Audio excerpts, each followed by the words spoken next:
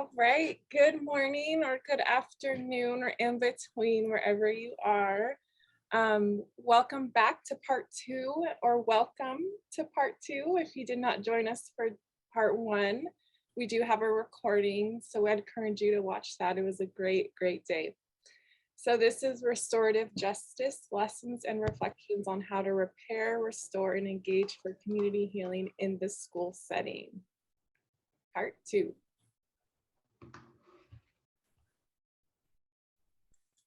And again, this is our disclaimer that the views today do not reflect our funders, our federal funder, SAMHSA.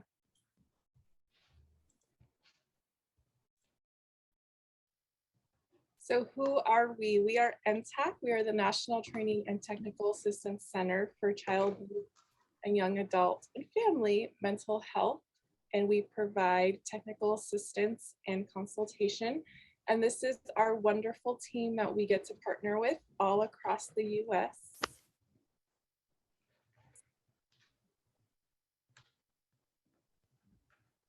And our goal at NTAC is for all children, youth, young adults, and families with emotional or behavioral health needs can address evidence-based treatment and recovery services in a well-coordinated system of care. And again, my name is Evelyn Clark, and I work on the NTAC Center. And my full-time employment is with Change Matrix, and I provide racial equity consultation and training. And again, we have Charles Rice, we have Javen Pitt, Melissa Marin, Tyus Reed, Yasmina Lexinger as our panelists today. And when we get started again with our Q&A, I'll go ahead and let them do a brief introduction of who they are for those who missed day one. Okay, so today we are going to do a quick overview and questions from day one, since we didn't get to do that. I did not receive any. I don't know if those from day one had any today, but we're going to open that up here in a minute. If we could also have Melissa just do a quick, you don't have to do a slideshow, your slideshow presentation, but just a quick overview of sum up of what restorative justice is. And then we'll have a video and reflection. We will then probably take a quick break in between that. And then our panelist Q&A, we have new questions. And we'll take your questions, and then we'll end with our survey. Awesome. So Melissa, would you mind just giving us a quick overview of restorative justice, and then we will jump into some questions from day one? Sounds great. Hi, everyone. It's so nice. It's so nice to be back here. So nice to see you all. So really, I was thinking about this on my way in this morning, and in order to just sort of synthesize what we talked about, or what I talked about regarding restorative practices and restorative justice, I think it's important to hone in on the most important aspect, right? Which is that we're focusing on the harm that has been done, rather than the rules that are broken. And to that effect, probably most importantly, we're focusing on building and maintaining relationship and connection with one another, right? And why we call this a practice is because it's ongoing. Because this is work that we're always doing, and that requires work. It requires effort, right? Some of the key pieces to a restorative process, or a restorative practice, I'll say, include not just relationship building, but also developing trust and making sure that we're creating an equitable space. Right? Equity being giving people what they need, not making sure that everybody gets the same thing. Those are different, right? And that also, the other key component to a restorative practice, or to restorative practices, is sitting and being in circle as much as you possibly can, right? Unfortunately, we're not all able to be in the same room together, but if we were, we would all be doing this together in a circle and not, behind tables in neat little rows with one person up here talking at you and et cetera and so forth. So we have Melissa, sitting circle. Yes, I yes. hope you don't mind like that I interrupt. But I actually, you have a resource that you don't know about because it was so long ago that I saved it. And one of the feedback from our session one is they're all like, wow, I wish I had something like tangible to take with me. So this is a resource that was developed by Dr. Stephanie Carriaga for a panel that Melissa was on almost a year ago, I would say. Yeah. And these are specific strategies, articles, things to read for educators who want to get started in restorative and transformative justice.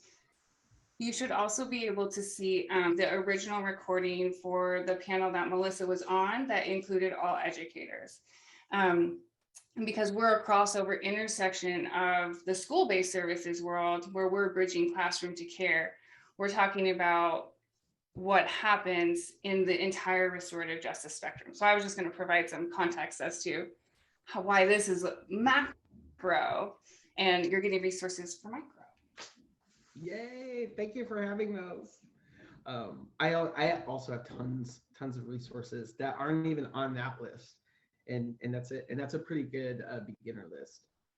But I feel like that's kind. I'll take any questions, and hopefully my co-panelists can answer questions too.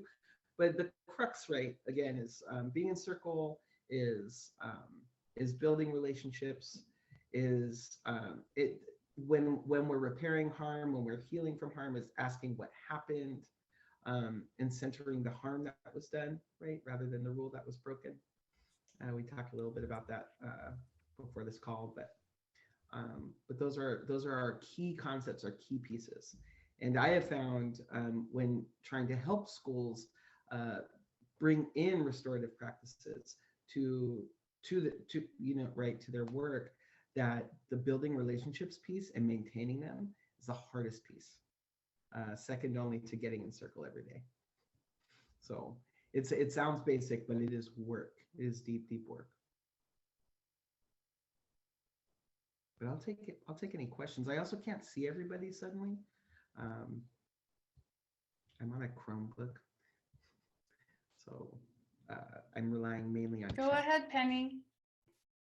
So I had one the other day that kind of comes over, and mine isn't in the school base, but I have been writing a bill with my senator, and it has to do with, it's called the Family Cares Act. And what my purpose to do is that when an individual is in crisis, it's not an individual crisis, it's a family crisis. And my hope is to bring all those stakeholders that usually look like they are the enemy, all the 3 and 4 letter acronyms, DCYF, juvenile justice, all of these acronyms. I want to make them the supporters, and not just the supporters of the individual, but the supporters of the family, because I don't believe that any crisis is individual. Having gone through a mental, behavioral, and SUD crisis with my child, I realized that it affected our entire family, that being me as the parent and his siblings. It became an entire family crisis. So my goal is to get those entities that begin working with you, they often work against you to work with you. So using what I'm hearing from you, how is it that you can approach those stakeholders to get them to understand, to change their principles and values? Because what I find is that they have very ingrained principles and values within their agencies that they as individuals may not even agree with. They as individuals understand that those written principles and values are not fair and equitable. but they are written. So how is it that we approach that part of it? Because it's almost like the written law goes against their hearts and their brains, but it's the written law. So what would be your suggestion to start breaking down that piece and start bringing out the hearts and minds of the work as I'm trying to incorporate it into this bill? Ooh, that was a whole question. Well, girl, have Y'all you met heard my that? child? You don't start messing with a mom's kid and think I'm gonna back down, because I'm not. You know, I'm you also look at where I introduce myself, none of those people pay me, but I'm on all their committees because something's got to change. Yes, girl, yes. I'm also the parent of a very high needs kid who's also been systems involved since she was young. And you're asking a question I've asked myself many, many times. And what I have discovered, right? It's going to sound so simplistic and cliche, and I'm not trying to be reductive, but building relationships, individual relationships with people inside of those agencies is how you get them to move. Does that make sense? It does, and I think that you really get to some of the heart of the matter, and there's no one answer. And I'm just going to jump in because I want to share something that happened between yesterday and between Wednesday and today that might help. I think the story will help. So after the session on Wednesday, and I don't know if you'll remember, for those of you who didn't join us, the very first question for the panel was, what's one word that comes to mind when you hear restorative justice? And my word was hope, and Javen's word was, I think, annoyance. And there had been some reaction to that when we initially had the conversation. And the panel went on, and something that I had said just made, and I don't want to speak for you, Javen, but it inspired him to call me afterwards.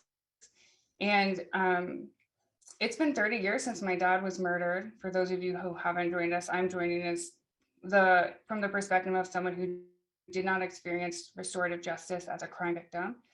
And he called me and he apologized to me for the crime instead of the loss. And it was something that only he could do because of his lived experience.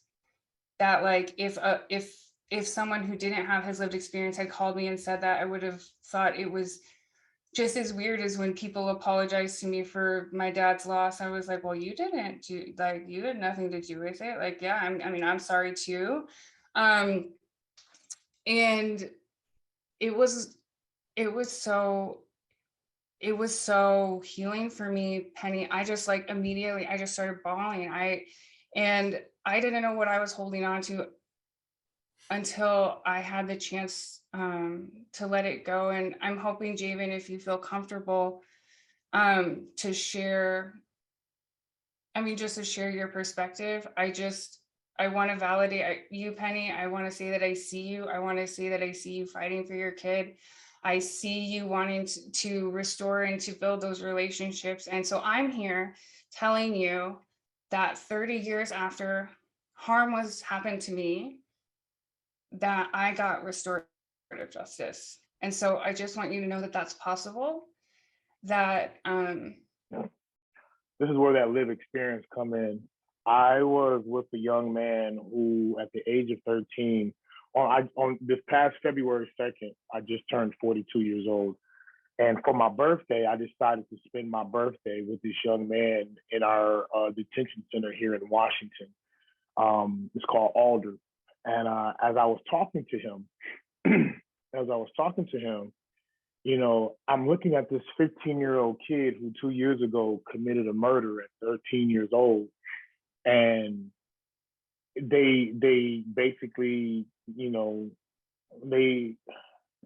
wouldn't say throw him away, but they put him in prison. You know what I'm saying? I get it, but it's 13 years old. And the reasoning, if I'm not mistaken, was because he was depressed. He had basically he was depressed and he killed this young man. He killed this man. I called his mother that same day, and instantaneously she cried. And I'm listening to this woman cry, and I mean bawl, because she's crying. She just wants her son to be saved. And as I got off the phone, I began to cry because I asked myself, even at the age of 42 years old, was my mother like this? All the hell that I put my mother through from the time I was 10 years old, when I first got arrested from stealing a video game in a candy bar at Kmart, up until 34 years old, when I was arrested for family violence, for practically almost killing a woman. And I, side note, please understand that I'm very remorseful for what I did. So if anyone is triggered by this story, I'm sorry, but at the same time, I'm not sorry, because it needs to be talked about. And so everything that I've done from the 10 to 34 years old, my mother has been in turmoil. You know, my mother has been in constant turmoil and crying. And I remember the one thing that my mother told me. She said, "Thank you for giving me something else to cry about." And that hit me, because I'm like, from the age of 10 to 34, my mother every day cried, "Am I going to make it home today? Will she get another phone call from the county jail? Where am I going to, do I have something to eat? Am I sleeping on the streets again?" All this stuff. And when I began to really just go through stuff and realize that dealing with these young adults gave me a different perspective. I call my mom and my dad every day, apologize. I'm sorry, y'all. I apologize. I didn't know I was that type of child. Because these young adults will make you think about that, and then you think about your life growing up. I'm blessed to still have both parents. You know, one is logic, one is spiritual. My mom is a radiologist, my dad is a pastor. So I grew up in these two different worlds. And I say this to you, there is hope. I didn't, after the meeting, I didn't understand why I was calling Yasmina, but I understand as a perpetrator, as the person who committed the crime against the person, I feel like it was my job to apologize to her, not knowing she never got an apology. I didn't know she didn't get an apology. I was just following my spirit and be like, "Hey, I need to give you an apology because it's okay." And it's people like, I have this thing about us coming out of prison, we're obligated. If you're inside, and that's where restorative justice, I had to take my own restorative justice and restore myself and realize once I got out, I am obligated to be something different because I do have this lived experience. I do have this knowledge. I always say I'm supposed to be where I'm supposed to be at the time I'm supposed to be there. And after the meeting, on that phone call with Yasmina, that was the time I was supposed to be where I was supposed to be. And we never know when it comes, but it's gonna come. That's what I love about faith. It's gonna come. You just, and it may not look like it, but it will come. It may not come in the fashion. It may come an apology from somebody that never did something to you. However it comes, it's going to come. So just stand strong. Just be who you are because it will happen. It will definitely happen.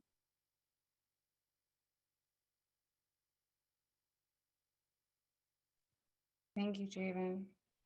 Yes, ma'am. Thank I you so appreciate much. the gift. Yes, thank you guys. And Penny, thank you for sharing, and we hear your heart. And I know your heart, so I know what you're dealing with as we navigate these systems. And as Yasmina said, there is hope as we continue to do this work. So I'm going to give us a moment as we move forward to our video. So I've been learning in my own practices that I do for my own self-care. So I'm doing dialectical behavioral therapy right now, DBT. And so I want us all to ground for a minute and do willing hands. So you just take your hands up like this. And what it does is it opens up your heart to whatever the situation is, and to whatever is going on today. And you are accepting with an open heart what the other person and persons have to say.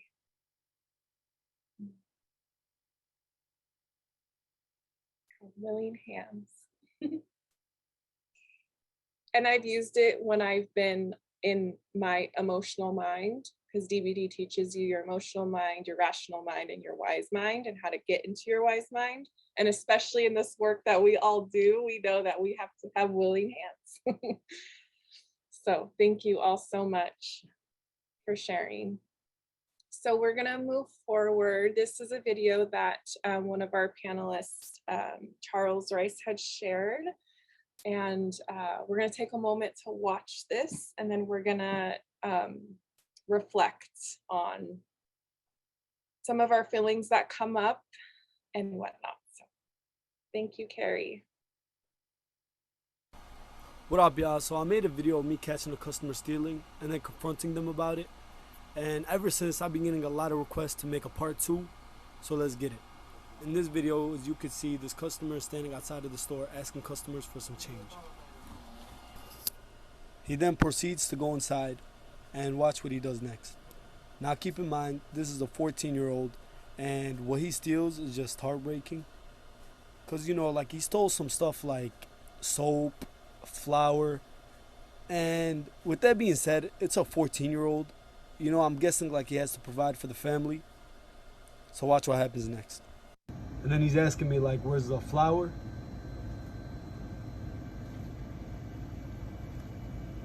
See, this whole time, like, I already know what he's doing.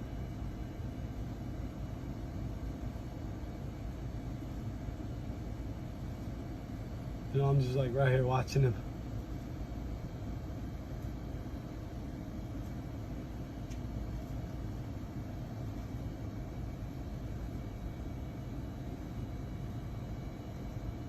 And he grabbed some soap too. Grabbed some soap and some flour.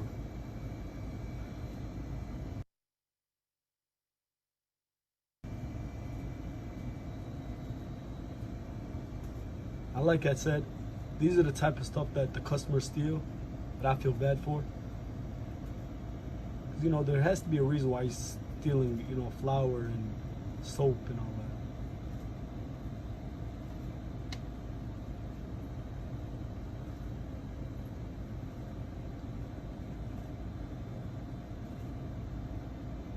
And he puts the flour in the counter.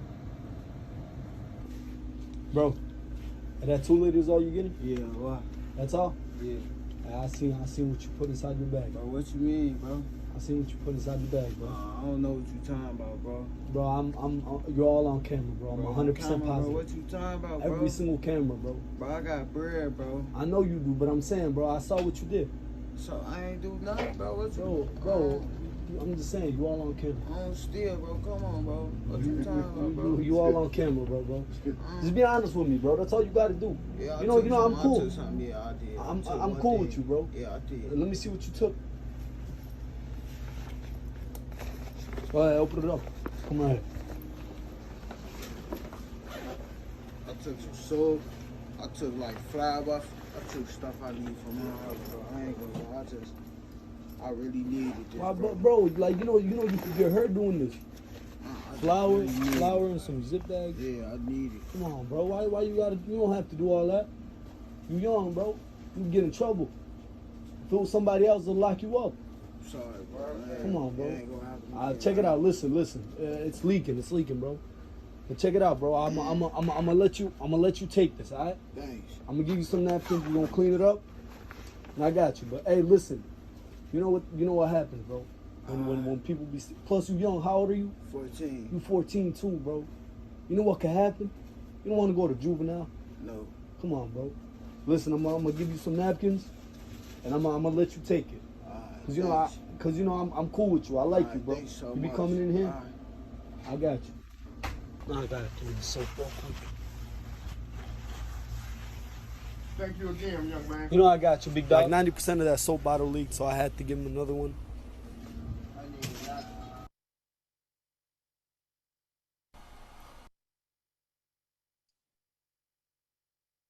Oh, yeah. I need a moment for a second. That was, yeah. I've seen the opposite end of that with young people I've worked with where they were charged with like assault 1 for stealing things of that nature because the people had felt that they were being aggressive. And so I've seen young people his age get 10 years for something like that. So when I saw this, you know, I immediately felt so much emotion around how one person can change the entire, you know, path of a young person by being restorative in this way, right? We don't hear of these stories often. We hear of, you know, young people, unfortunately, you know, especially as, you know, I'm wearing my Trayvon Martin shirt today where it says keep your hoodies up, and this young man had his hoodie on. And I'm just thinking about how, you know, our young men of color are targeted, and that could have went way wrong, right? And so just sitting with that emotion, and I'm sure a lot of you who are on this call have either been in this situation or been targeted or had young people, you know, who had the other way of them getting the police called and landing in the system. So we'll just take a couple minutes, and I would like to hear from a few of you on what that was like for you. And you know, what could have happened if the man would have called the police? And can you think of ways you can use this approach in your work? You know, you may not be a store clerk where, you know, you're able to like let the young person leave with these items, but how can you do that in your settings? How can you advocate for these young people in your settings when you're working with different stakeholders? So I go ahead and open that up. I'm looking at participants' hands. We've got some messages in the chat box. There's apparently something that happened in New York of a young man that had stolen Doritos and was taken away by police. Pamela is sharing about how the DA can turn someone's life around with the stroke of a pen.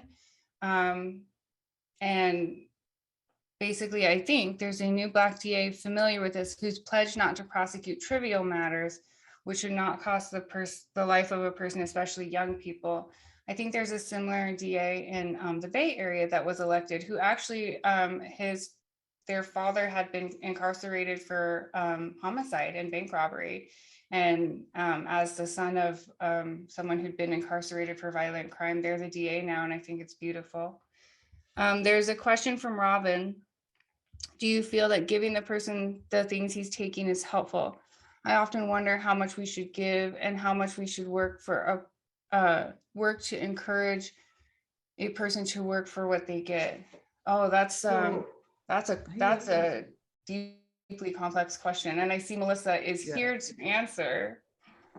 Well, I'm here to speak to. I don't want to say that I can answer right. This is a similar question came up just before, right, where somebody said that it's compassionate but not restorative, and I would say. And we were talking about just this right before the session started, just in a different context. Right? Yeah. And I would, you know, I would gently push back 6 and 1, half a dozen of the other, right? Like a core component of a restorative practice is practicing compassion. I think that in this case, the store owner, right? I mean, this is his shop, and what he opted to do was to build a relationship with this kid, right? And he opted to tell this kid, like, look, this could have gone a different way. So not only did he show compassion, but he also was being practical with him, right? To that second question, what could have happened if the man would have called the police? We see this time and again that the situation would have escalated. And I think I like to, so there's that part where I actually do believe that this is restorative, because this is in fact attempting to restore a relationship that had the possibility of being even more fractured, even more broken. And I think that to the question about whether or not people should work for what they get, I think that's challenging and problematic, right? We heard from our panelists, from our co-panelists last week. There are folks who can't work, right? By virtue of being in proximity to the system. There are folks who aren't able to work for all kinds of reasons. There are people who work very, very hard and aren't able to earn a living wage. I myself am blessed at this stage of my life at 43 to make enough money to live comfortably in the Bay Area. By comfortably, I mean I'm not worried about my lights turning off. I'm not worried about food. I'm not worried about my rent, right? This is not the case for so many people in this country. And as we approach other things like economic disenfranchisement and disparities that only continue to grow, I think that the question about who deserves what and who should be able to work for or have to work for something becomes more challenging. One thing that I would have done differently in this particular scenario is I would have asked the kid if he has the ability to come in and give me a couple hours of work. Like, can you mop up the store? Can you? And we don't know, right? If that kid has that ability. But at the end of the day, flour and soap, you can have that. You get that. Let me jump in here real quick. One thing that I've learned, and again, I hate putting this moniker up there, but I'm the rookie on the team. I feel like that. But one thing I've learned is the biggest thing that we have to learn being in a single mother home growing up is the fact that there are some times that, when you got 3 kids, I watched my mom work 3 jobs and raise 3 kids and put herself through medical school. And even at 34, 35, what she went through to put herself through school, the 3 jobs and stuff. As the oldest son and the Black man, in that situation, you get tired of seeing your mama struggle. And so you feel like, because society, restorative justice, I'm learning, has so many different layers, like an onion, so many different things that go on. It's like it doesn't like there's not one way of doing restorative justice. However, society has put this mentality, especially as men, you have to provide. So I'm tired of seeing my mama struggle. So I got to do what I got to do, but I'm 14 years old. And unfortunately, there's not a man in the house to teach me how to go and actually work. So now I'm having to figure it out. And the only men that I see do stuff are the men that's on the block that are actually showing me, because, and it goes in so many different layers, in so many different ways, in so many different aspects of it. We look at this young man and like, oh, he's stealing, but we don't know the backstory of this young man.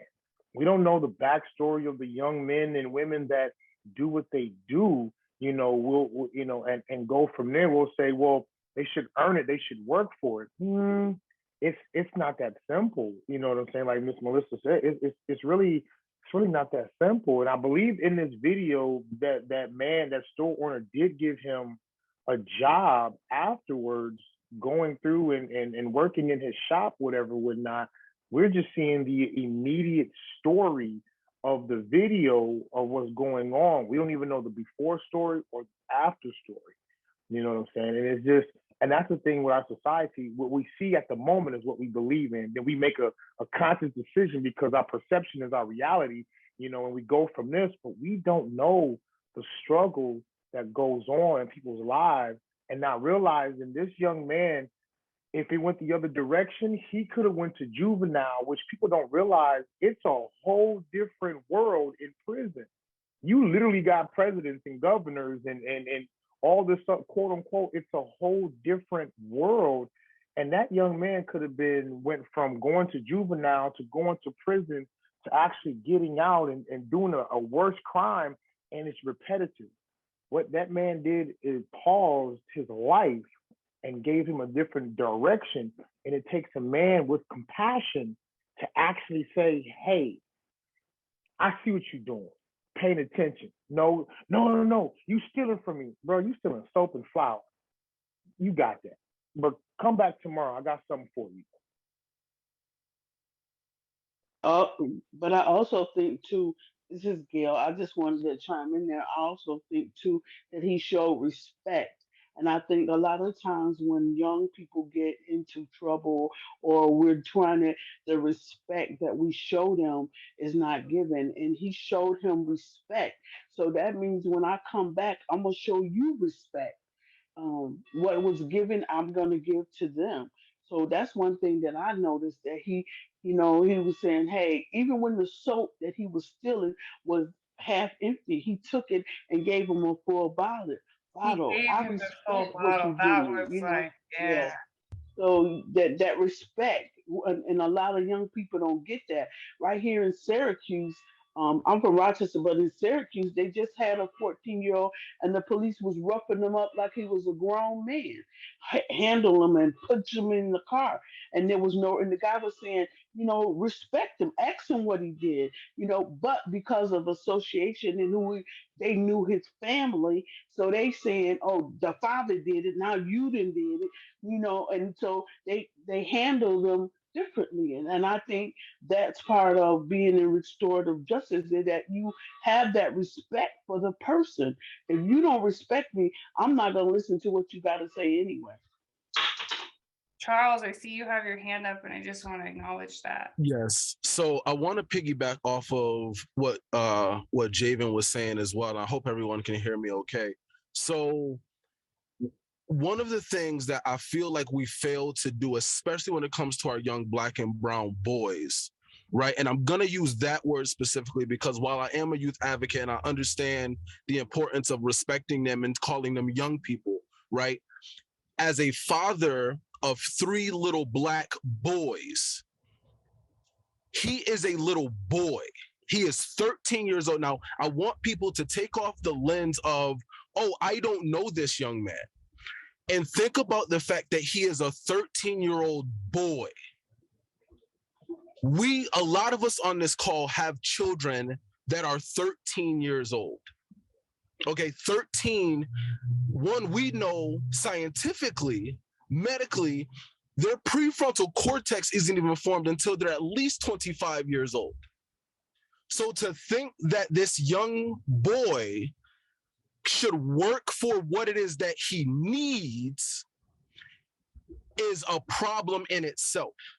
Because again, while they are young people and they have the ability to do some amazing things, he is still a child. And to think that we should be forcing a 13-year-old boy to work for what it is that he needs because it's not being provided for him, we're already in the wrong mindset.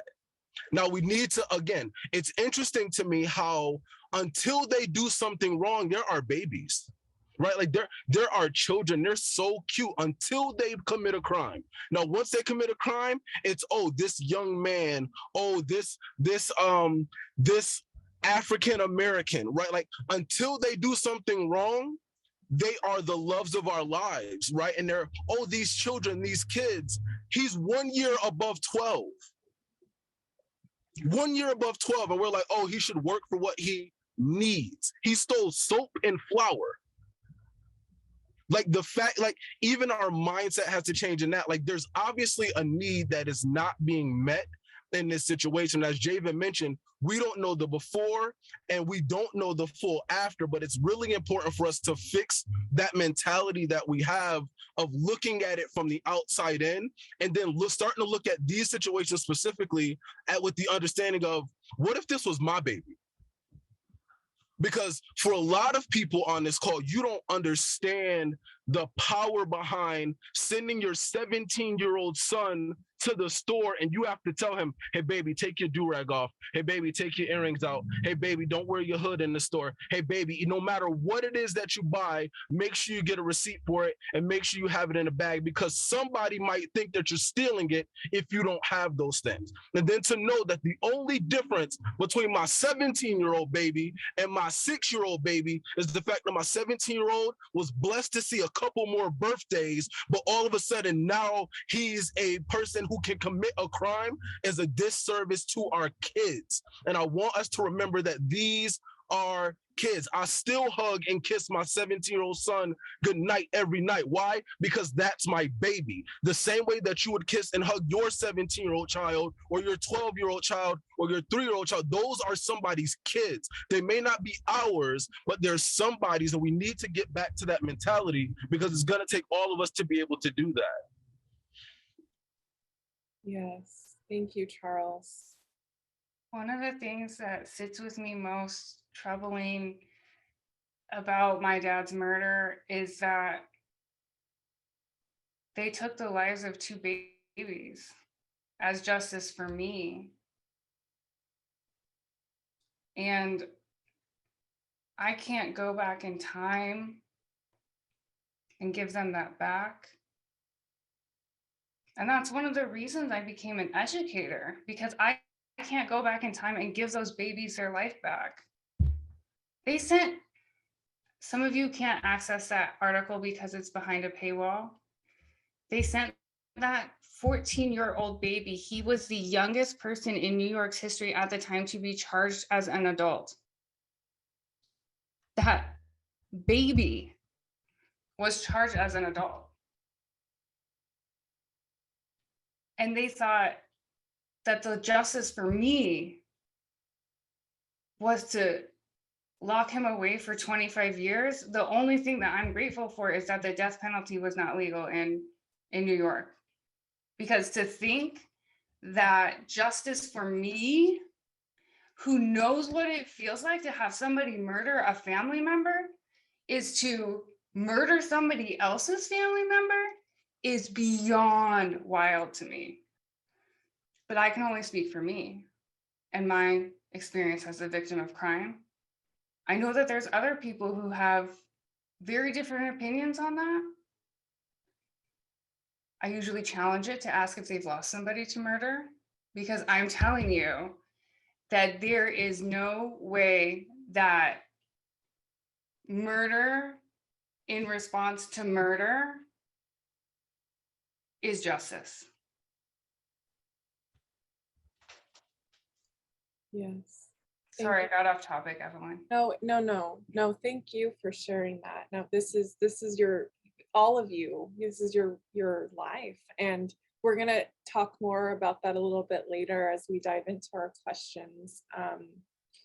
And I think, just, I see the chat over here and a couple articles shared what Charles had said. I want people to really think about that, because as you guys are working, we know that racism is everywhere. We know it's embedded in systems all across America. We know that, as Charles stated, when a young Black boy or girl commits a crime, they're in headlines as a male or a woman, right? Or I'm sorry, a man or a woman when they're 14, 13 years old, where we see, like a lot of these white kids who commit these crimes, such as, there's Kyle Rittenhouse, for example. I mean, I think he was called a boy.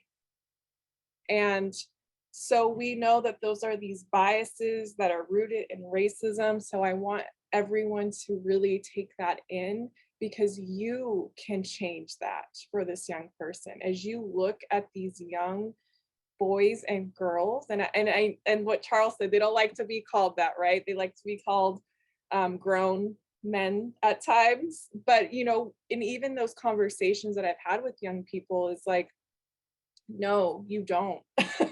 You don't want to be a grown amen when you're 13 years old, because you know what happens? Like you don't get baby time. You get 20, 30, 80 years, and I've seen it firsthand. And so again, just we need to dig into that. We need to know that this is rooted in white supremacy. We know that it's something that is not obviously fair or right, but we can, as we're doing this work, make that difference. We can educate systems, right?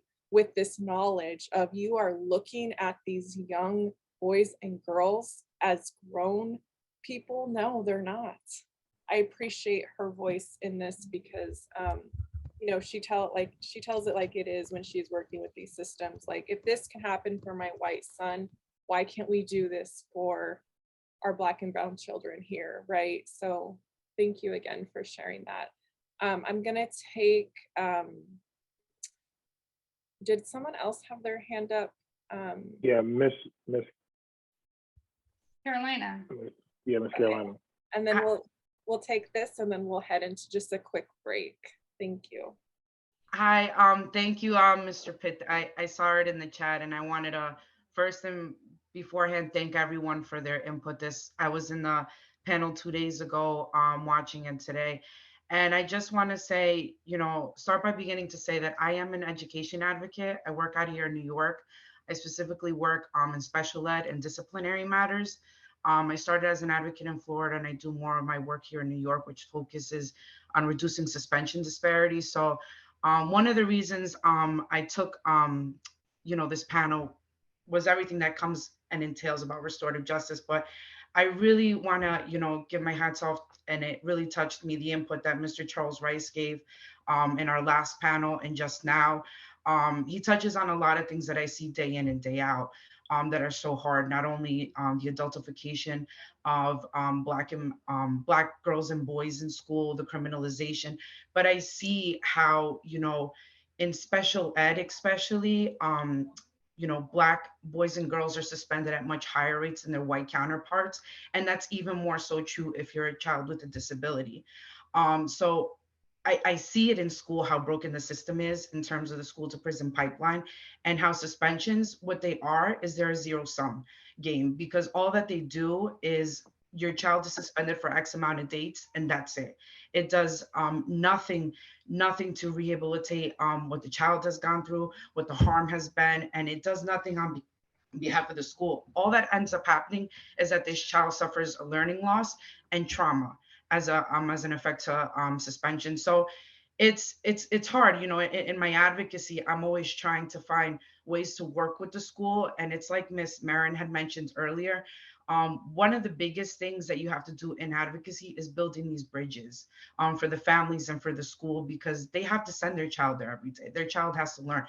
But my curiosity is, you know, I know with certain schools that I work with within my state, they get restorative justice funding, yet they literally know little to none, and they're not doing anything with it. So my issue is, you know, what are you doing? Are you even practicing circles? So I'm curious to see, you know, how, you know, to push for more monitoring or implementation of that, because it's so fragmented, and it hits me so much, because I can't say how many kids that I have. For instance, a most recent case, you know, a 5-year-old that was being suspended day in and day out. And I'm like, and you forget, and the teacher's like, well, he, you know, he gets out of his seat. I'm like, you're a kindergarten teacher. This is He's suspended for getting out of his seat. I'm sorry, but that, no. And kids get suspended for such, you know, bogus things. I'm sorry for the word. And That's sometimes a nicer word than I would have used, I guess. Yeah, exactly. And it's frustrating, because when you look at some of the code of conducts of some of these schools, they're either really vague, or what these kids are getting suspended under. A lot of times the suspensions matters aren't being handled appropriately, which is why I work with an attorney to make sure these parents have representation when they go to superintendent hearings, that they know about their rights, that they're entitled to a principals conferences. I can't begin to explain how all of these things just fall through the cracks constantly. And it scares me, because I walk into these cases, and while I feel so happy to help these families, I say, if I'm helping Johnny in X school, and this is happening, there means there has to be more Johnnies in the school, more Johnnies in the district, more Johnnies in the state.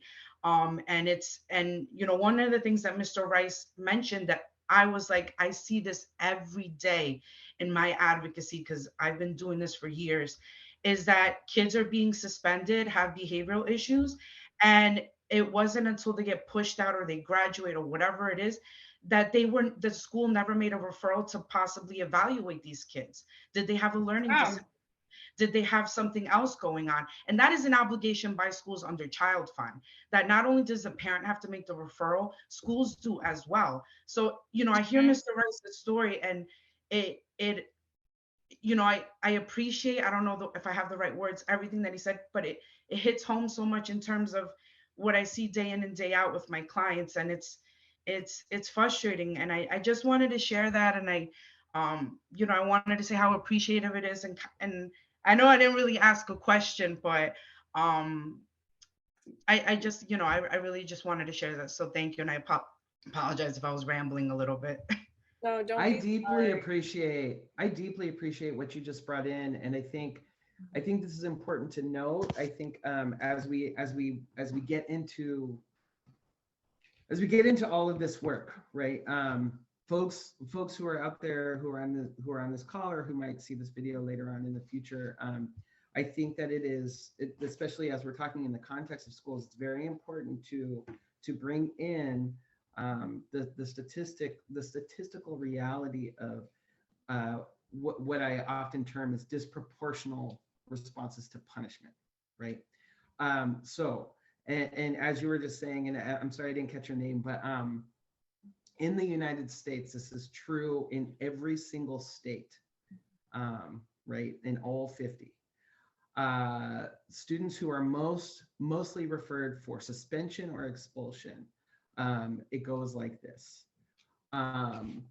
Indigenous boys with we'll say special needs, right? Indigenous girls with special needs, and then Indigenous boys, and then Indigenous girls, and it goes down like that. Indigenous folks number 1, Black folks number 2, Latine folks number 3, and in that order, with special needs, boy, girl, boy, girl, boy, girl, right? This is important. It's an important distinction to remember, that folks who are also often referred for IEPs, individualized education plans, are often referred because of their behavior, not so much because they need an accommodation to their learning style, right? Or they're referred for 504s, not because they need an accommodation for their learning style. And usually if they're referred for 504s, it's because they can't qualify for an individualized educational plan. And so I think actually there was a small question in what you were saying before, the person before me, and right, and the question is a question of oversight, and the question of who, you know, for schools that do get restorative justice funding, right? The programs, right? The restorative justice programs often get eaten up by the social work programs, which then get eaten up by administrative programs, because when one of the things that we are talking about here on this panel right now, the underlying piece is bureaucracy. We are talking about institutions that exist to keep themselves moving, to keep them to propel themselves. That's what prisons are. It is what schools and school districts are, right? So often I come into that saying that teachers with capacity, administrators with capacity, families with capacity, I'm not just going to say moms and dads, I'm going to say families with capacity, need to be able to do this work internally, to begin to internalize the work, and then to be able to move this work, and then to demand the oversight and take it themselves, right? Instead of creating yet another committee with another group of people who get paid, you know, somewhere in the 5 and 6 figures to do this work. We have to do it.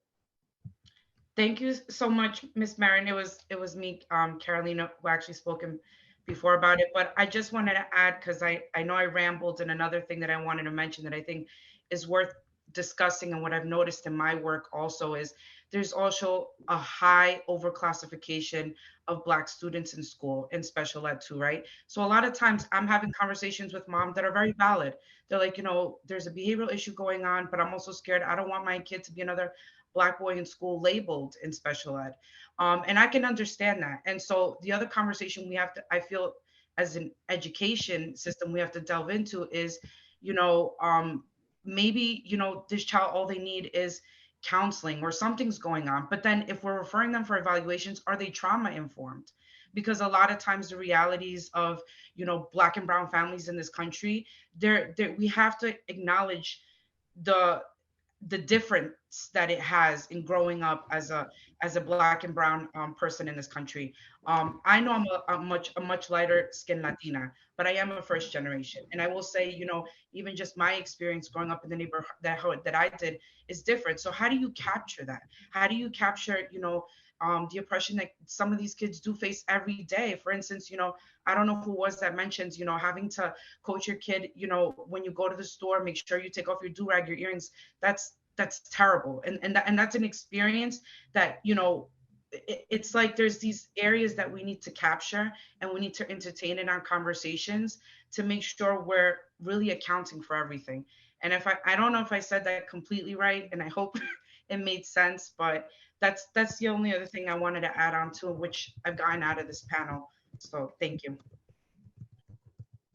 No, thank you for that. Thank you.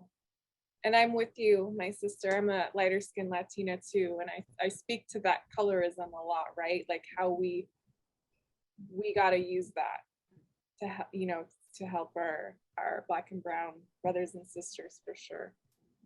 All right, guys. So we're going to take just a quick break. Let's come back. 5 minutes, good, everybody? Awesome. See you guys back in 5. Thank you.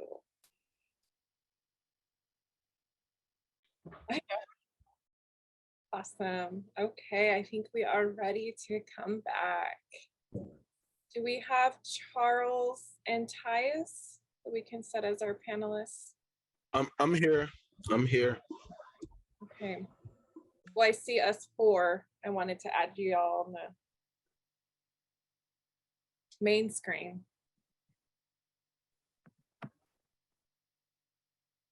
It won't let us spotlight Charles because he's unable to join us by video.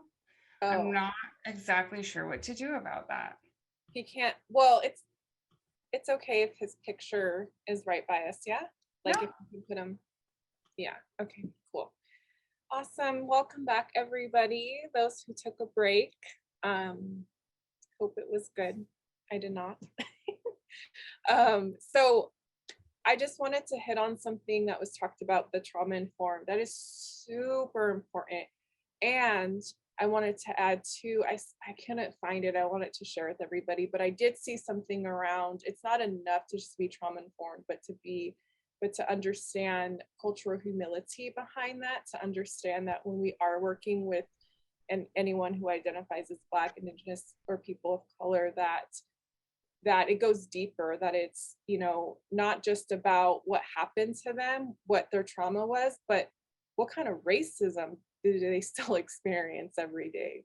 What kind of racism did that young person experience just getting up in the morning and going to school, right? Like, we have to be mindful that these are things that are happening to our young people that we're working with, that they're experiencing not only trauma, but racial trauma, which we know has so much more impact on somebody than just, you know, regular trauma. And I will stand behind that. So just wanted to mention that. So again, just making sure that we're incorporating that into our trauma-informed approach. All right, so we're just gonna do a quick introduction for those who missed our wonderful panelists last 2 days ago. I'm going to go ahead and let Tyus kick us off. Yeah, my name is Tyus, and this introduction's right? Yeah. Okay, yeah, my name is Tyus Reed. my title is Assistant Executive Director for the Spark Peer Learning Center, which is a nonprofit in Washington State. And to be brief, basically, I oversee I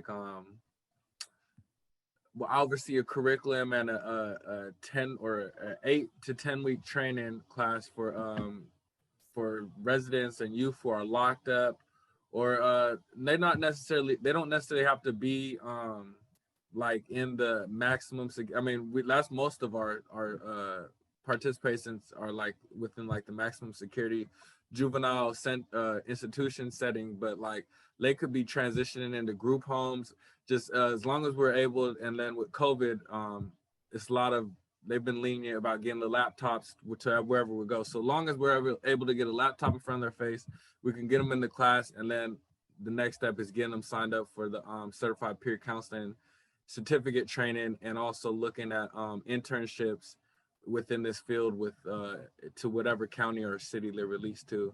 So that's my position now. I've been doing this for like 3 years. I have lived experience. I did juvenile life in JR, did DOC time. Evelyn was my peer counselor, so I've been on both sides of the fence. And I'm just glad to be here with you guys today. Thank you, Tyus. Javen?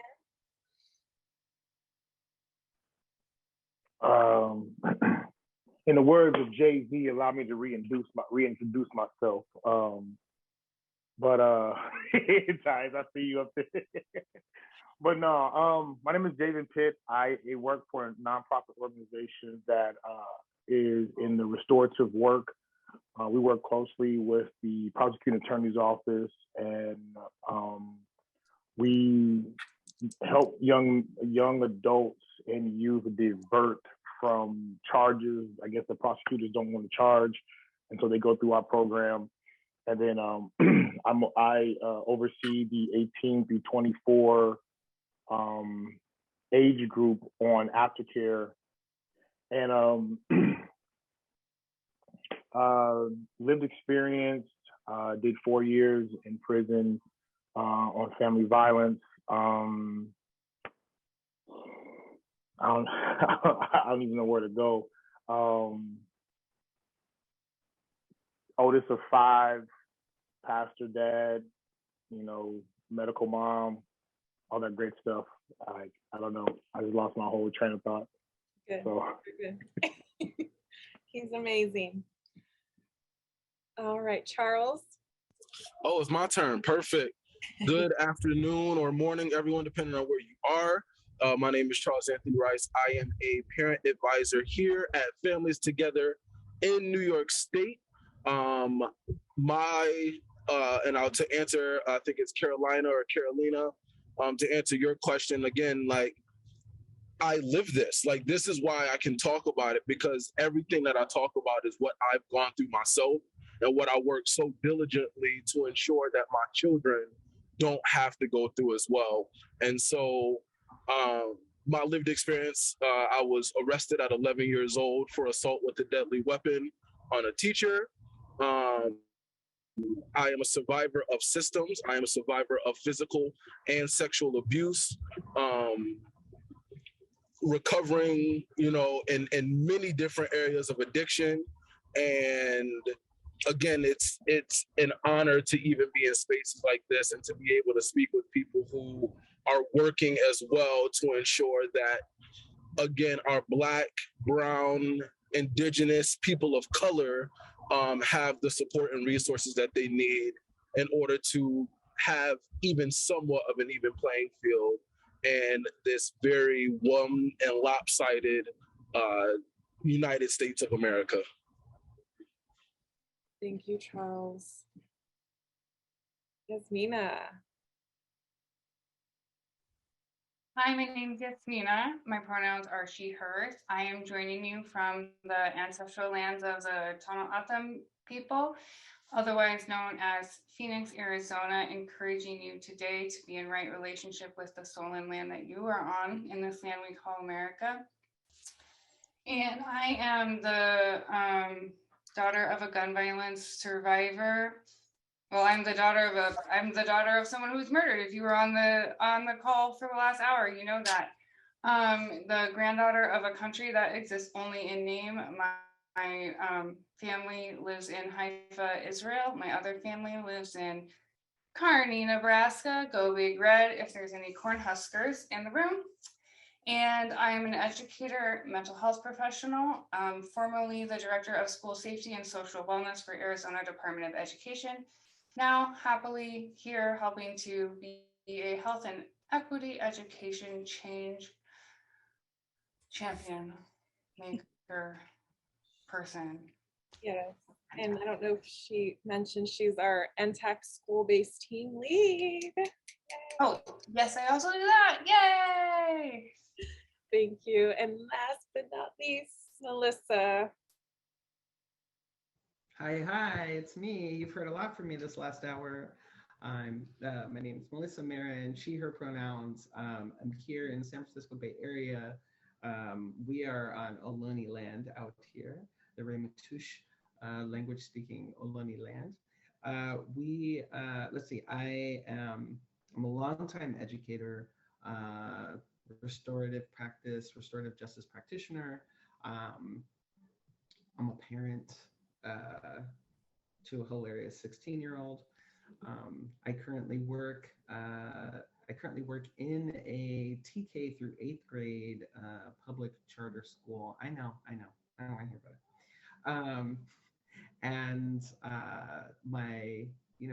my main priorities in life outside of trying to survive and thrive as a Black woman in this world are to help folks understand how critical education is to not only dismantling systems that lead to confinement for our youth, but also to dismantling disenfranchisement and other oppressions, intersectional oppressions.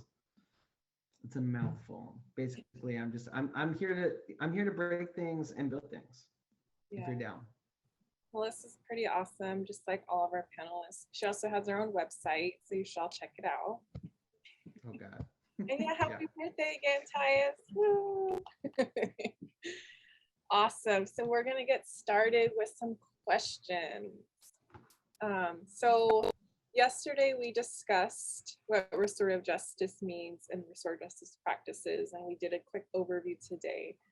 I would like for the panelists to talk about some of the challenges of implementing. So again, we know this is amazing, radical, if you will, but it shouldn't be radical. It should be something that we do, right? And so can you speak to, I'm gonna start with you, Melissa, on this one. Can you speak to some of the challenges with implementing restorative justice? Girl. I think, and I'll try to keep it brief. I'm looking at a clock so I can remind myself to reel myself in. So the current position that I'm in, I was initially hired as a restorative justice coordinator, and my position morphed because in this still living in COVID times, it means that we wear many hats, right? So at the beginning of the year, I came in as a brand new person to a school that was just coming off of lockdown. I give engaging workshops, and I developed a couple of workshops particularly for the staff to get them interested in and excited about restorative justice and actual positive intervention strategies, not just like the boring ones that people think are positive when they're smiling at you and saying, you're going to get suspended tomorrow, right? So I'm doing my bit, I have a full week of professional development going on. I've got like 85%, 90% of teachers like bought in. They're like, we're going to do circles every day. We are so down for restorative justice. We're tired of the school to prison pipe, like all of the things, right? Like everybody's got all the buzzwords because I'm in the Bay Area. So folks really think that they know. And week one, we're having a hard time getting these circles together, but it's all good, right? It's week one, week two, week three, week four. By week five, I've got teachers who are like, no, I got this, and we're not doing circles anymore. And so now the only folks who are doing circles are kindergarten, first and second grade. which I'm down for, right? I've been very, very clear that this work needs to begin as early as we possibly can. It's pre-verbal work anyway. So then, we start having meetings and I start getting a little bit of resistance, a little bit of pushback, right? Well, how come I don't have time to do circles? We have to catch up on our literacy. Our students are really, really behind academically. We have to catch up. Like, you don't have 10 minutes to do a circle, right? And so in some, we're still running up that hill, as it were. And I have some teachers who are really, like, they bought in and they're trying to do the work. And I have some teachers who are having a harder time finding their way outside of what they know. And I think I mentioned this last week, right? If you were born and raised in these here United States, or have been here for the last 10 years at least, then you know that we are a society that really revolves around ideas of revenge, right?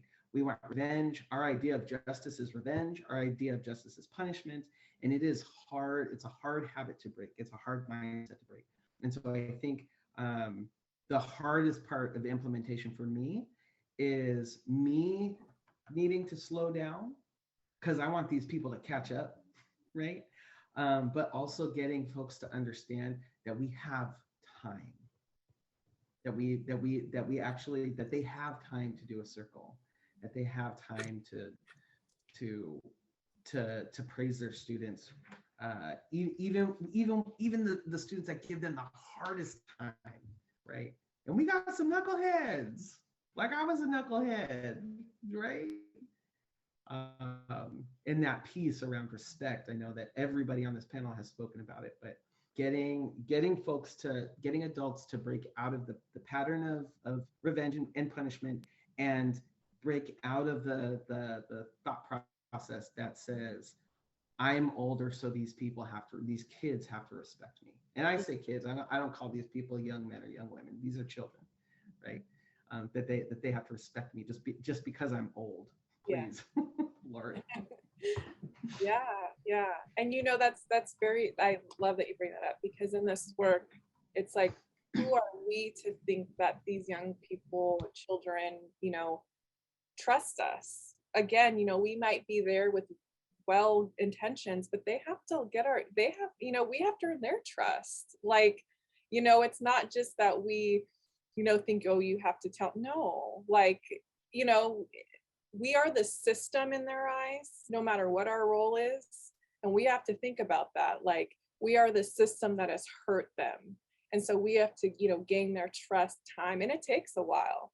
It can take, Tyus, is that like 5 years of legit, like, I'm going to just being consistent. And so I think what happens in this work is us as, practitioners can get discouraged, or we just then go into that system, mode of like, okay, fine, if you're not gonna like, and that I've seen that happen firsthand with clinicians I've worked with, getting frustrated with the young people. And it's like, you can't expect them just to open up to you. Like, that takes some time. Tyus, yes, go ahead. Just real quick, something to that. I spoke on this on my last training I did. Basically, and I know we all get, well, first of all, we all got different positions, but coming just from a peer counselor, if you're working direct services, a lot of the times, at least in our trainings over here, and it's not necessarily a bad thing, but I'm just explaining this. So really the tactics that, if you're trying to get your CBC, the tactics they tell you, which I'm gonna say again, aren't bad, but they're don't call them a client, don't call them a peer, don't call them a client, and just a lot of other stuff. And just coming from when I was on the other side of the fence receiving services, so this is why it could be confusing, and this is why I hear a lot of counselors talk about because the way they teach you to engage, I mean, at least the organization you work for, they're gonna be Tyus, you got to go engage. We need you to go talk to this youth. That we can't crack this youth. We're the peer. We need you to go engage. And then so now you're trying to get all these tactics to engage, but as the client or the peer, whatever you want to call me, 9 times out of 10 to even get enrolled into a program, right? There's like stipulations, and there's a, you know, we all know about the forms and stuff you got to fill out and screenings and stuff. But like, I know it's on pieces of paper, and like, you know, it's easy to go about it as a list. But like, they're asking me questions about like my PTSD, about my mom and my dad, about like, you know, gang violence, like real like questions that is like crazy to me. And then like I said, it's I think it's just really a peculiar job that a lot of us have, and there's flaws in the system that are still being fixed. But you know, like how they teach you to engage can be confusing for a peer, because it's like, damn, like the reason why I'm at your desk in the first place is because somebody either referred me here, court ordered, or whatever the case may be. But I don't have the natural supports around me that I could go talk to for free. So whatever the case may be, I gotta use the insurance or whatever. And now I'm here. You're obviously getting paid to talk to me. So now I'm here. So obviously there's a reason why I'm here, basically, is what I'm saying. That and I'm gonna be naturally it's gonna be natural for me to try to reach out and try to look at you as a friend. And then, you know, they make it very clear, you know, peer counselor or counselor were not your friend. And it's kind of confusing for a youth, because it's like, damn, like I really thought I could talk to this person about everything, but I can't talk to this person about that, or I might get taken from my mom, and I love my mom, but even though there might be some crazy stuff going on, I don't want that, or I can't talk to them about this, that, you know, this gang stuff, and I'm not going to talk to my mom or my grandma about that. So it's like, you know what I'm saying? It kind of puts people in, and like I said, it's not our fault, but just to, you know, I guess what Evelyn was saying with counselors getting frustrated, just we be frustrated too, and we be confused too, sitting in that peer role or sitting in the peer client's role. And yeah, so basically I just wanted to give that insight, and just, you know, say that it's very confusing being in that chair sometimes, and when you get all these people, and most likely you're not the first counselor I've seen, you're about like the 5th counselor I've seen, and this is like the 10th time I've answered this question, and they're just taking all this energy, all this emotion from me, and writing it down on a piece of paper, and I never see this person again. And it's like, damn, how many times am I going to talk about this to where something really gets done in real life? You know what I'm saying? And so, so basically, I just want to say, be careful with trying to engage, because sometimes engagement, even the tactics that they teach you are kind of, and not everybody. I took it that way. I used to tell them, you know, call me a client, so we know where to go. We got the foundation. We're on a straight and narrow. I'm not gonna mess up. You're not gonna mess up. You know, but you know, some people don't like that also. So I just want to throw that out there. Yeah, no, that's great, Tyus. And what Tyus is speaking to is so important here, because in the curriculums, whether it's peer counselors, lived experience, to clinical work, to social work, whatever the case may be, we know that a lot of the things that we're getting taught are rooted in, you know, they're white centric. And so they're not going to work, because when Tyus is saying, like, I want to sit down and break bread with this person, right?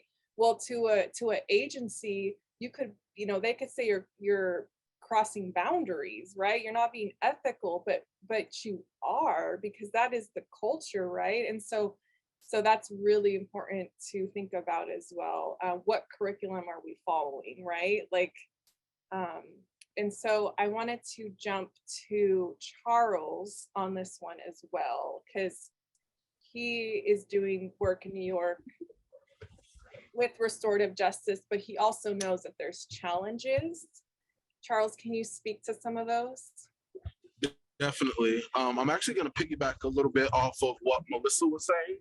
I think one of the biggest challenges is people, right? And when I say people, it's changing people's mindset on what restorative justice is and what it should look like. Changing people's mindsets on really getting out of their own way of getting, you know, sometimes we get stuck in I was raised, again, by my grandmother to think like, again, children are to be seen and not heard, right? So we're not having conversations with them. To people's laziness and lack of actual effort when implementing restorative justice. Like Melissa was like, oh, she even mentioned, like, you know, her kindergarten through second grade teachers are implementing circles, but the other ones aren't, right? And so then there's like, oh, well, we tried it once or twice and it didn't work, so we stopped. But there's no real effort being put in to really incorporate it in everything we do. The racism, the implicit biases of people when it comes to working with young people who do have historical traumas that they're working through every single day. Like all of those things I feel like are huge challenges. And I feel like once people begin to change their own mindsets, right? Because I can't do anything personally about it besides ensure that when I am working with young people, that I myself am implementing restorative practices in the way that I am working with them, not dealing with them, but working with them. And I feel like, again, we always sometimes get into this place of like, oh, well, I'm only one person. But if one person decides to do it, and every one person, so I'm a former football player, I played football for a long time. And one of the big things that my coach used to always tell me is this concept in football called 1 and 11.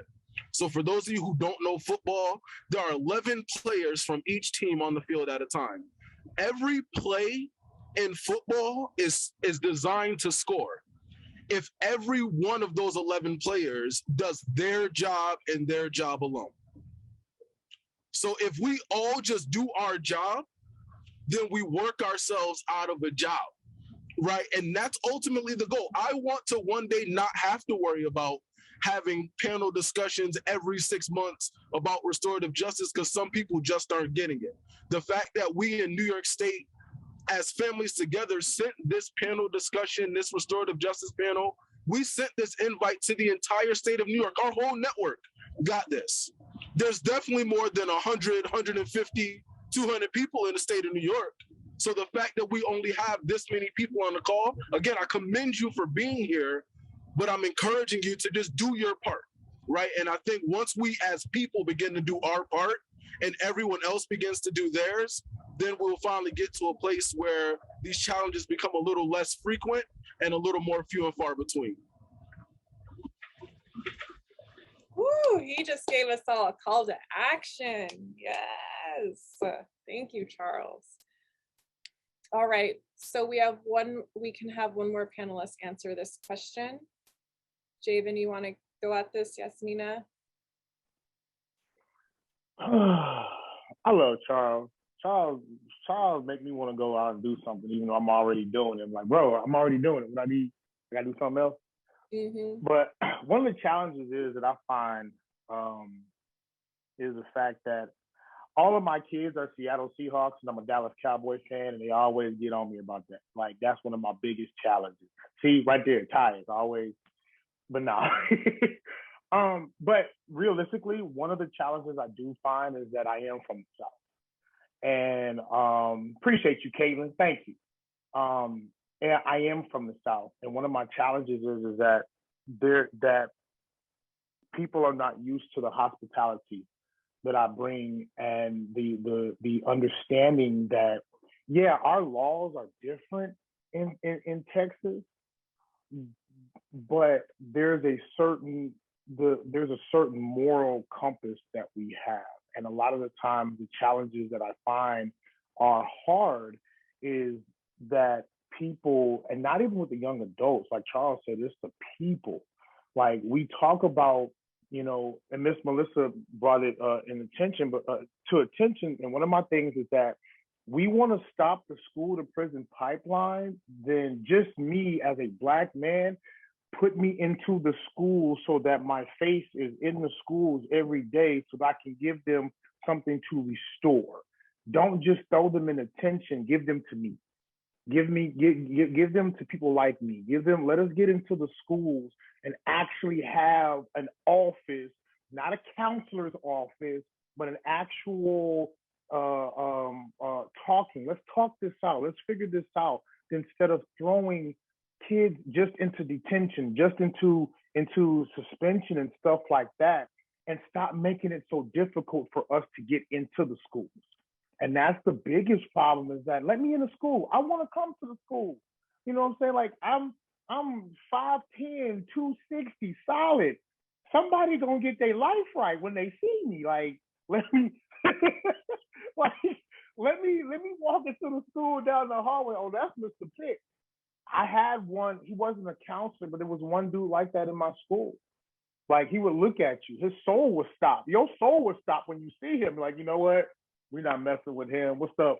And you could spend time in the office. You know, there was a relation, and again, it's about relationship. And one of the things that I also find challenging is that we want to continue to drill young adults who are in the streets with curriculums, not realizing they're not even showing up in school. How they gonna even look at a curriculum outside of school?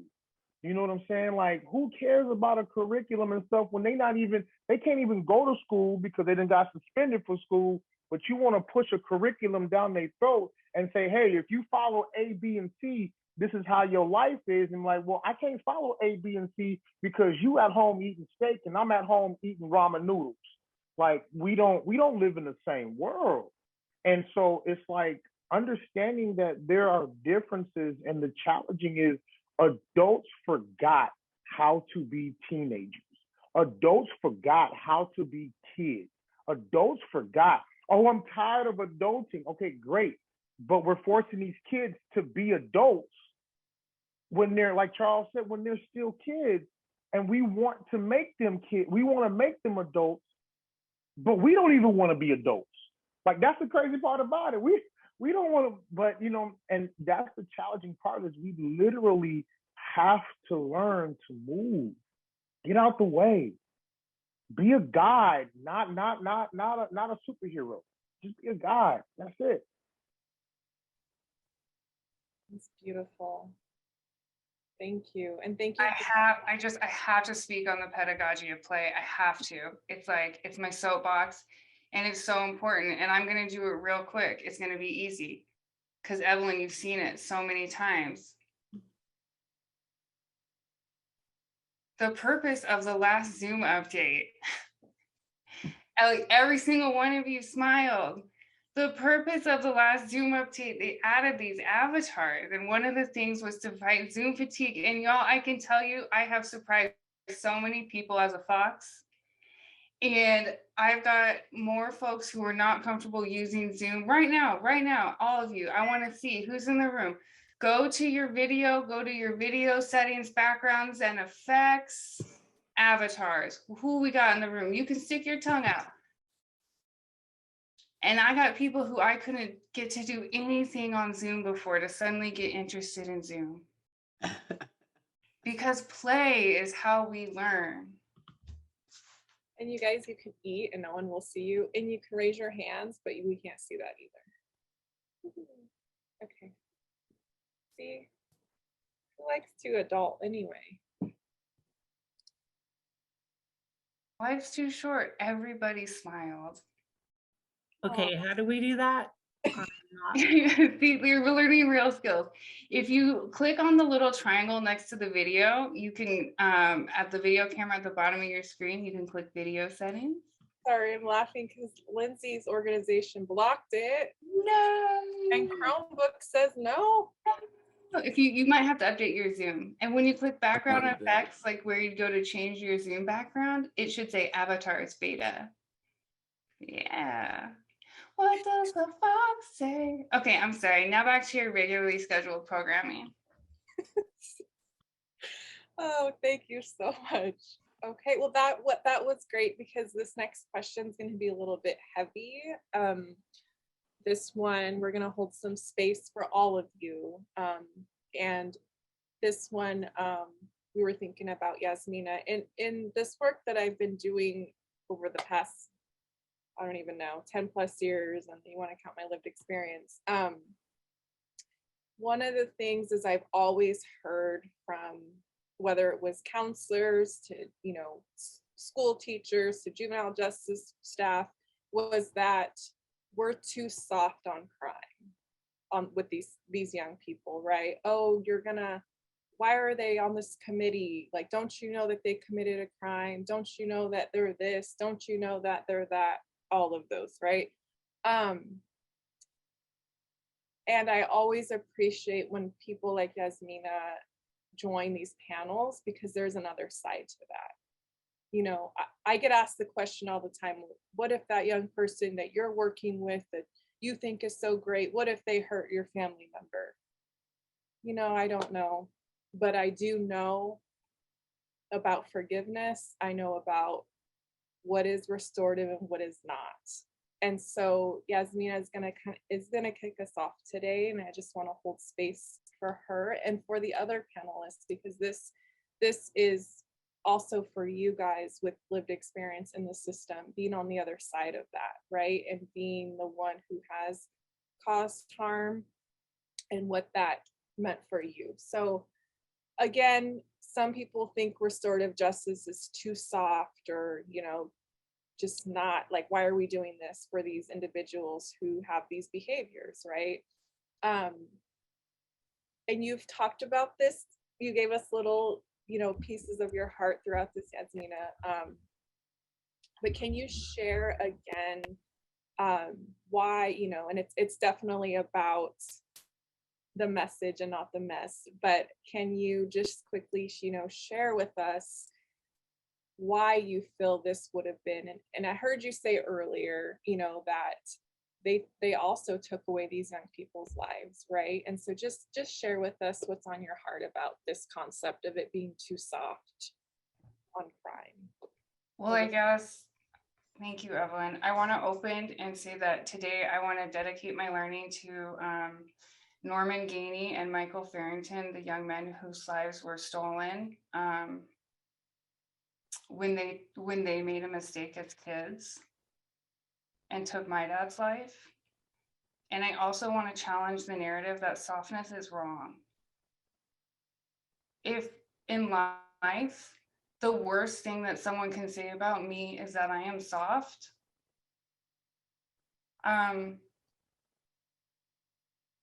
okay. Yeah, I guess I'll live with that. Because those boys deserve softness. Those boys deserve tenderness. Those boys were probably just as horrified by what happened as I am. And our system took them and tortured them in cages. That our system took them, and instead of softness, they gave them walls. Instead of love, they gave them hardness. Instead of justice, they stole their life. And that's wrong. And it's weird that I have to that softness is bad. It's sexist, actually. It's sexist that softness is bad. The patriarchy hurts everybody. Men can be soft, and we need to give them space and permission. And so if somebody tells me that restorative justice is too soft on crime, then good. Because if what we're doing isn't working. So I guess yeah, cool. I mean, I don't mean to be trite about that, but we incarcerate more people than any other industrialized nation. We shifted slavery when it became illegal. We shifted it to a different system. If you joined us on Wednesday, you heard Javen talk about how he got up and he worked in the fields. Like, y'all, call it what it is. It's not softness, it's humanity. People deserve to be treated like humans and not animals. And if that makes us too soft on, if that makes me too soft on crime, if I'm a victim of murder, and if you can walk over to that electric chair and look a 14-year-old in the eye, if you have a 14-year-old, if you could look a 14-year-old in the eye and press a button and say, I'm okay that your life is worthless and that you can die and that there is no hope for you, that there is nothing for you, then I would gladly take being soft on crime.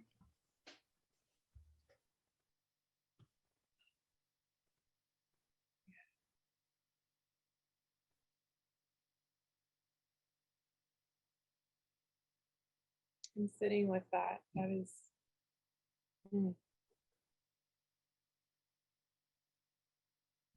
And I guess in follow up to the phone call that Javen gave me, I want to say to Javen, to Charles, to Titus, to Evelyn, that I am sorry that somebody told you that it was justice for someone like me to lock you in a cage and to treat you like an animal and to treat you like you were nothing, because you are something and you are important. And I'm so glad that you're here.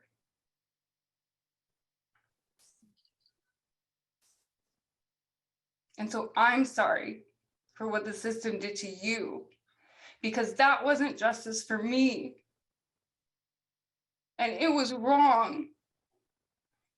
And it shouldn't have happened to you, just like it shouldn't have happened to Norman, or it shouldn't have happened to Michael, and it shouldn't have happened to Joseph, Isa, Hannah, my dad, who came to this country for a better life. It shouldn't have happened, and I am sorry. That's not justice. You matter.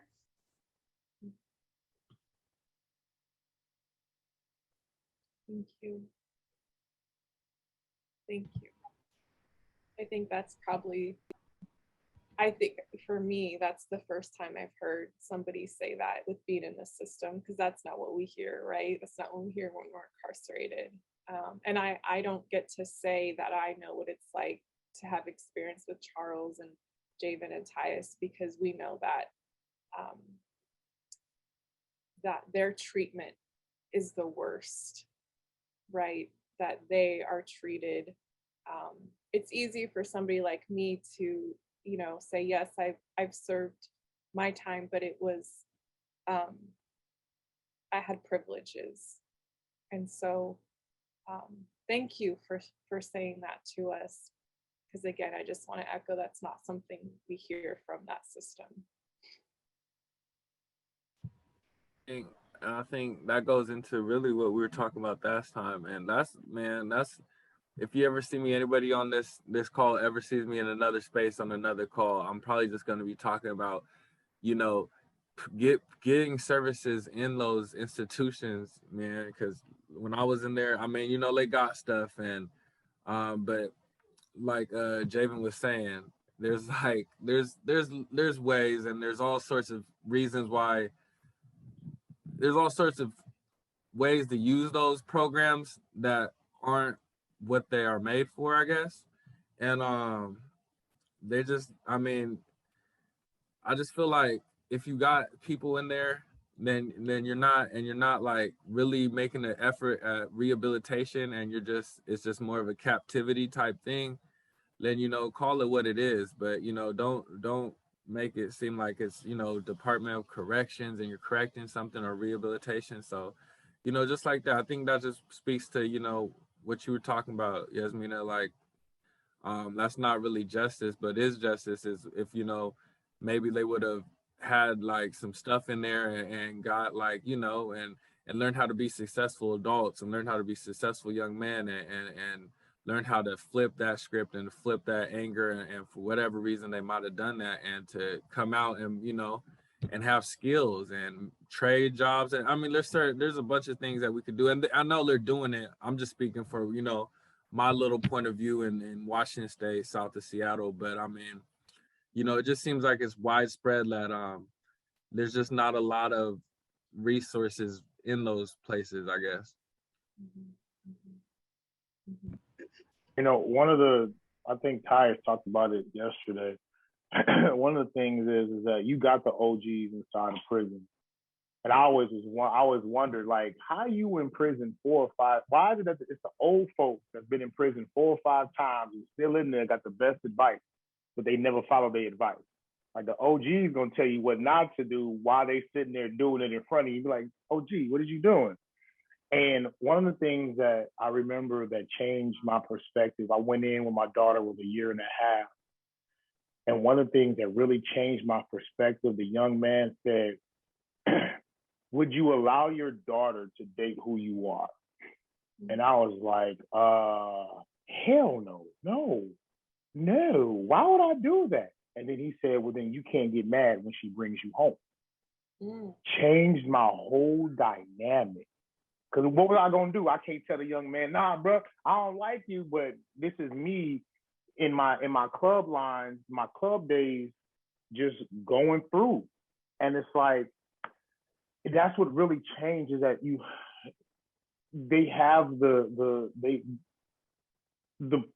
I wouldn't say the program works, but when you think about what's inside the program and the people that are inside the program teaching these programs, that's what changes the dynamic on these insides. That's what changes the dynamic of restorative justice is that me and Charles were talking about it the other day. Why do we do what we do?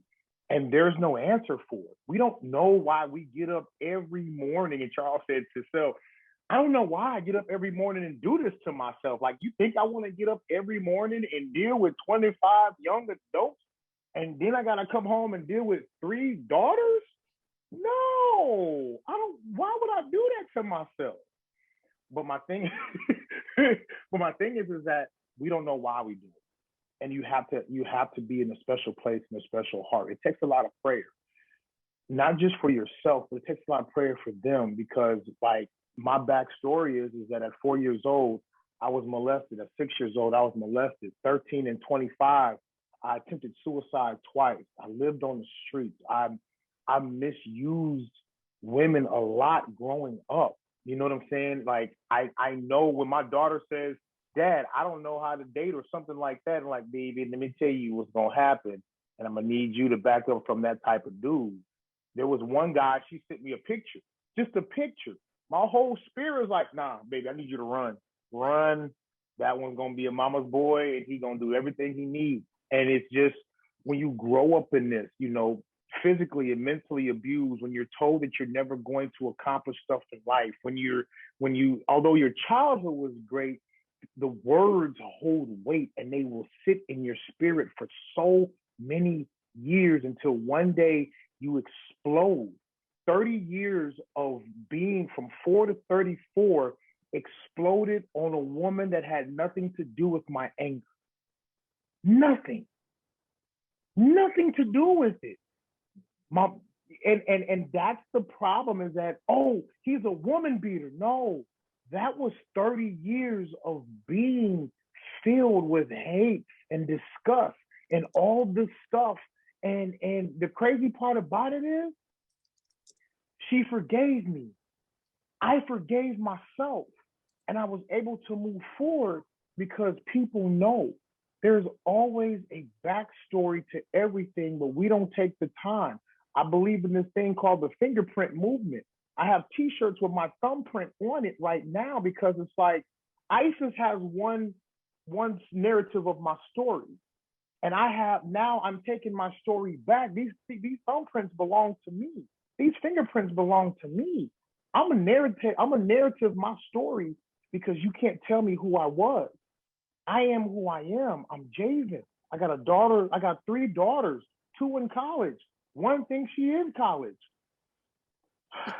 That 10-year-old is gonna make me throw her somewhere. I promise you, she will. I got one too. Woo. Woo. But it's like it takes a heart. It's not just about waking up paying a paycheck. I'd do this if I wasn't getting paid for it. Yes. Because it's about changing the lives. Restorative justice is not soft. Because like Charles said, let one of y'all get ready to be on that front line. Let one of y'all be put into prison, get in that county jail. Just get put in the police car. If you're not ready for that feeling, being put in handcuffs on and be put in a police car, that feeling alone will change your perspective about the jail system. You know, it's all about perspective. Restorative justice is not soft at all. That's a whole word right there. I got to speak to it, because look, and there's a couple of things that have come up so far, right? Like folks talking about, like, we need more resources. I know there aren't enough resources. Let me disabuse you of that belief. There is plenty of money. There are plenty of material resources. There is not a belief that people deserve them, right? You're talking about them old heads who will come at you being like, this is how you got to live. And then they're not living right. Or they're not living by those rules. And I see it. I've seen that. I see that over here. I see that with teachers. This is all people, right? Because living right living in accordance with what you believe is hard. And also, you know, I would venture to guess that that being in and out of the same concrete place over and over again, you want to believe that this is true, but maybe it just hasn't been true for you. Furthermore, I would say that when people are returned to confinement, it is often not because they're not trying.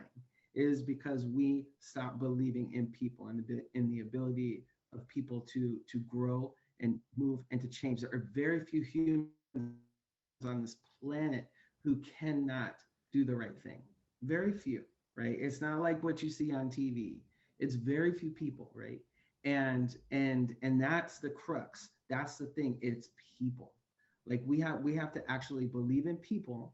We have to believe in ourselves, and we have to keep doing that over and over and over again, right? My first ride in a police car was when I was 8 years old, right? I have a white stepbrother. We both were throwing rocks through windows. I went in the police car. 8 years old, right? Like there already was a story about me in 1985 about who I was. Sorry, 86, right? Who I was going to be. And that informed how people treated me from that moment until, you know, probably yesterday. And I have to believe in me, right? And we have to believe in us. And there is a piece people always say, aside from, you know, restorative justice is soft, which I'm with you, Yasmina. If the worst thing that I can be is soft, then I'll be my worst thing. But the reality is, right, that the other piece of this is that it's us actively working, and that it's not getting away with things. It's an ultimate form of accountability and responsibility. And how do I do it? Like you start by believing that people can do differently, right? Someone was up in these chats talking about being able to shift beliefs. I did a restorative justice training where at the end we did circle with the men in blue in San Quentin. And I sat in circle for a couple of days with men who had committed really, really awful acts of violence against people. And I left that circle hugging these men, staying in touch with these men, and being more dedicated than ever to this work because people can shift, right? And one thing that a couple of them that I still keep in touch with, they're always saying is like, keep the babies out of here, keep them out. So there's resources, we're people, we can do this work. You have to shift how you think. You know, if it's okay, I wanted to add, because thank you for the input to that. And I just wanted to add, you know, if someone ever asked me or told me they felt that restorative justice was soft, my response would be like, why are you so uncomfortable with vulnerability? And I always say, like, you know, to get intentional about something, you need to get uncomfortable. And I think the biggest problem in our society is that we're not comfortable being vulnerable. And I think that's one of the big steps towards RJ practices. I will say this: one of the biggest lessons I've ever learned in life, I learned it from my 4-year-old. I'm a single mother to a 4-year-old, and I remember one of the biggest lessons she taught me was right after she broke my brand new TV that I had for like a month in my house. And I remember before she broke it, she was like having little tantrums throughout the day. And then I just finally sat down so frustrated as a mom, because I'm a new mom, I'm a single mom. And I'm like, what's going on, Nouvel? I'm like, tell me what's going on. And she sat there and she's like, you didn't pay attention to my picture. Something that she had drew in the morning that I had no idea because I was on a phone call. And I sat there and I realized that part of our problem as humans is that we're uncomfortable with being vulnerable, but also we base our reality and our understanding on our limited experience. And I remember that was a powerful conversation that I once had, you know, with my pastor. He was like, sometimes you have to go beyond that. And I think when we do sit in these RJ circles, which I never had the opportunity to sit in one, but from what I've seen and viewed of them, is that you learn that, you know, what we've heard a lot on this panel, like the before, the story of, you know, so-and-so person, and the after, is that, you know, we have to be willing to sit down, let's be vulnerable.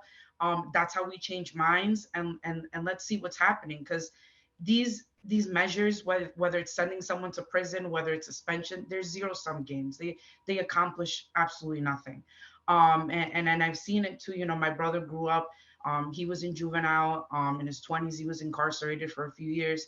And he gets out and he says, you know, I get out, and he's like, he had pressure to either go to school, get a job. No one wanted to hire him as a felon. So someone who tells me that, you know, RJ is soft, I'm going to tell them, tell me how yours has worked. Tell me how your approach is successful. You show me a success story, because it's not there. Yes, yes. Ooh, that's it right there. That's it right there. Charles, you want to wrap us up? I see your hand. Yes, and I'm gonna keep it as short as I possibly can, because I want to be respectful of everyone's time.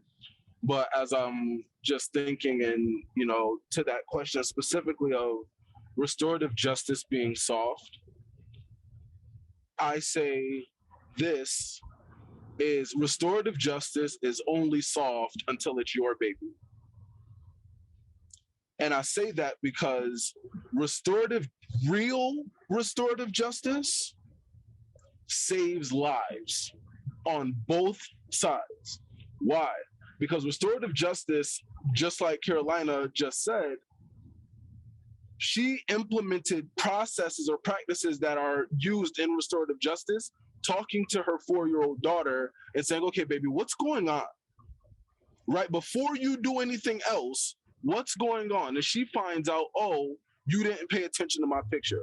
Restorative justice and having conversations looks like sitting down with a not even sitting down with a kindergarten student. It looks like sitting down with a kindergarten teacher and asking that teacher, what about your teaching style is so boring that a 5-year-old cannot sit down for long enough to pay attention to you?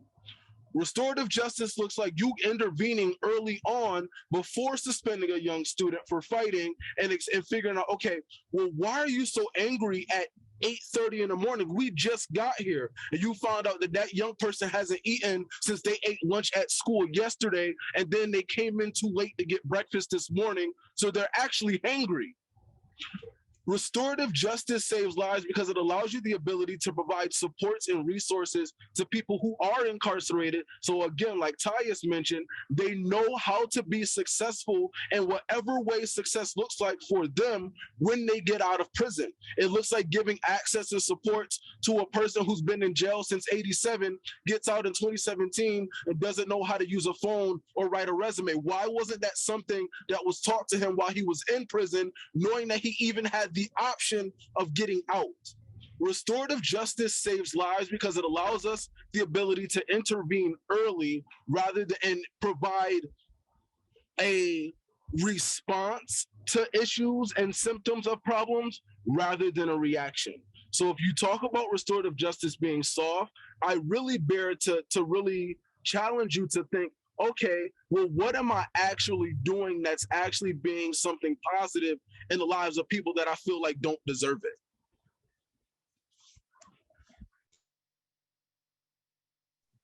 Mic drop.